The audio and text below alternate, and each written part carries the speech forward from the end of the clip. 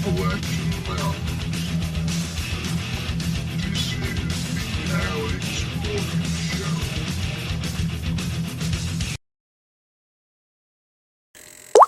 Hey folks, I'm back. I'm sorry for the long time that I took. I had a little bit of business I had to go take care of, but I'm back. And the last show I was playing the interview that Judge Janine Pirro done with President Trump, and I was letting y'all hear what he had been doing lately while he was in office, and we went over some lies by the mainstream media, especially the New York Times. And I want to make a correction from last show. I said that the Bezos guy owns the New York Times. I was wrong. It's Carlos Slim. Yeah, he's the one that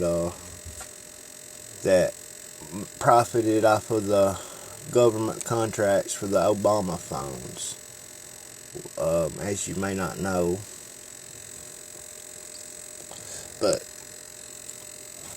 can you all see how these people have shaped our society, our government, our policies, foreign and domestic? I mean, just look at the drinking water. What they put in our drinking water alone tells you something, folks. I don't know if you've done much research or not, but fluoride does not prevent cavities or tooth decay. It promotes it. It also it clings to your thyroid gland, and it makes it shrink.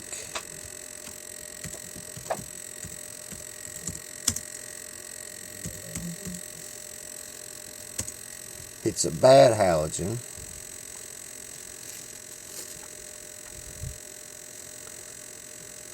The definition says a compound of fluorine with another element or group, especially a salt, from the anion F negative, or an organic compound with fluorine bonded with an alkaline group.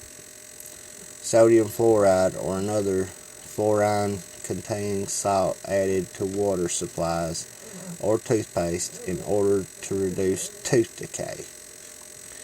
Folks, this is lies. This is the biggest bunch of bullshit that you ever heard in your life. There's a really good documentary about fluoride on YouTube. If y'all go to YouTube and just research fluoride documentary, I'm sure that after watching that, you will be amazed, and you will not want to drink any more city water for as long as you live. The Nazis, they gave it to the Jews in the prison camps because it acts like Prozac. It keeps everybody happy. They don't ask a lot of questions. They just accept their surroundings and what's going on, and yeah, it makes them less aggressive, more passive. That's just a few things. Now, I want to take a look at the Rockefellers. But I'll get right back to that in a moment. Let me share my number if anybody wants to call the show. It's 276-243-1548. I would love to hear from someone. Be my first caller in history. That's 276-243-1549. Uh, oh yeah, back to the Rockefellers. John D. Rockefeller, the one that made the Rockefeller fortune, he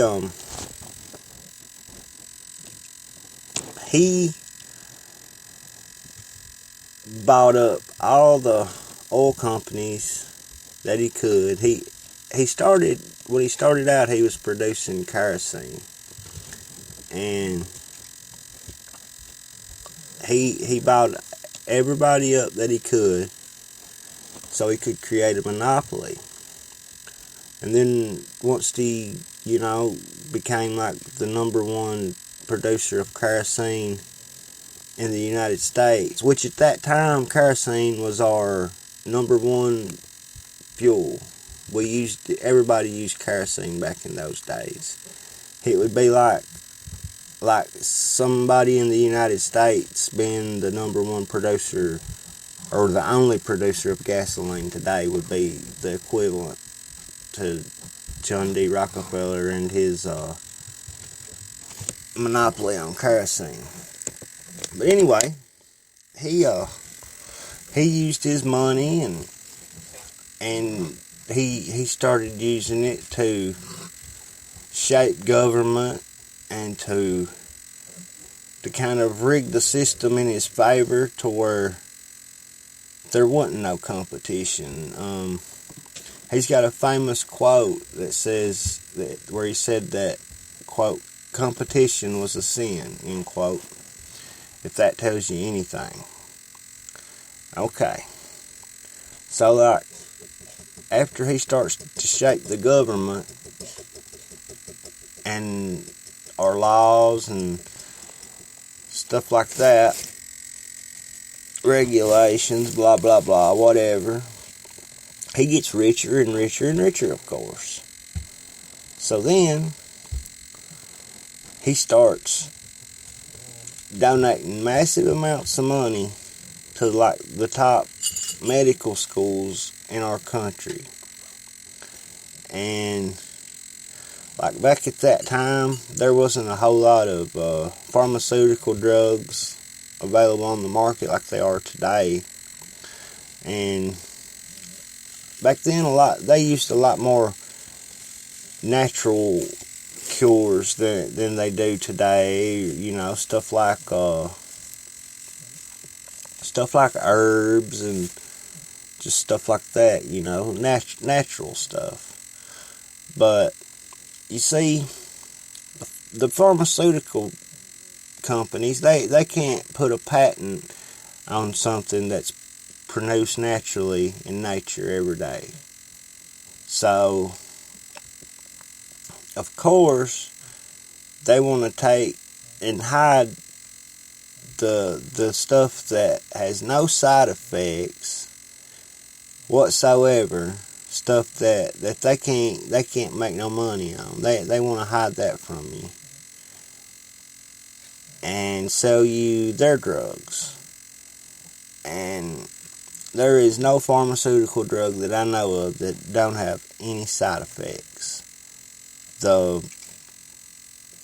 And when it does help you, it just like helps, a symptom or two. It doesn't cure the reason that you're taking the drug. So therefore, you're just going to keep taking it and keep taking it. So, all of a sudden, let's see, where are we in history here?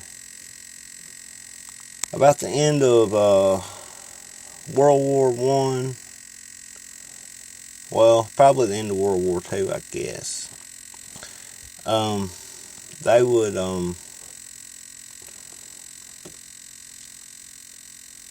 well, it could have been, I guess it was World War I, because they used mustard gas. These people that died from mustard gas, they would, take their body and, like, do an autopsy on them, and they would, like, find that they had like tumors, here and there, and everywhere, whatever. And when they would, get the mustard gas in their system, it would shrink the tumors. So this is where chemotherapy comes from. This is what started the whole chemotherapy and radiation market when it comes to cancer and cancer treatment.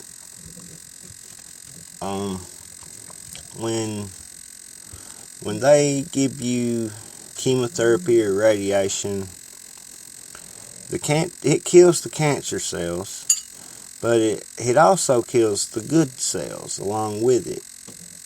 And you'll take it for, 8-10 weeks, sometimes 6 months, just whatever, different things for different cancers and stuff like that. Well, you'll go to your doctor one day and they'll say, well, your cancer is shrinking, you're looking a whole lot better, I think you could go off of the treatments and maybe have surgery done, or we may not even do no more treatments on you. But what happens is, like, after the radiation and chemotherapy has quit attacking your cells and your cancer cells, they mutate and they come back your cancer comes back about 10 times more aggressive. This is facts, folks. I live in a place, I've seen hundreds of people die with cancer here in the past few years. The cancer around here is pretty much epidemic. I'm not even exaggerating. In fact, I'm a cancer survivor myself.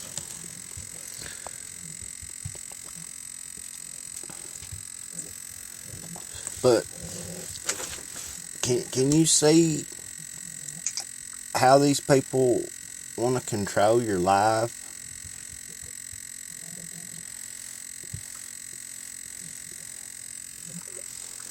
They make fluoride from producing uranium, folks.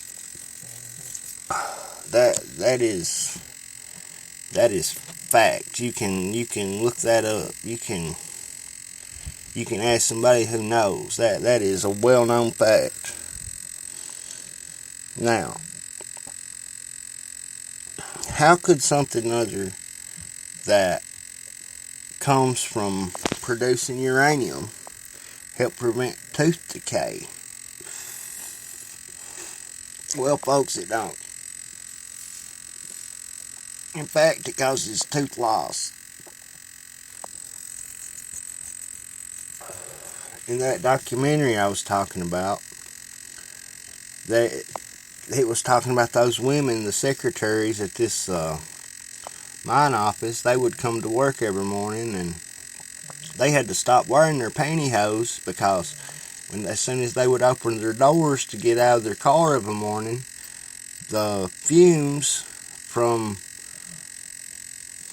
the fluoride it would melt their pantyhose right on their flesh.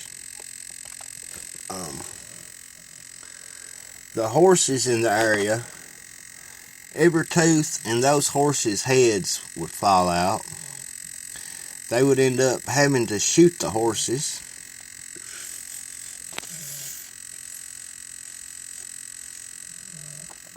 I mean, this stuff is well-known fact, what I'm talking about here.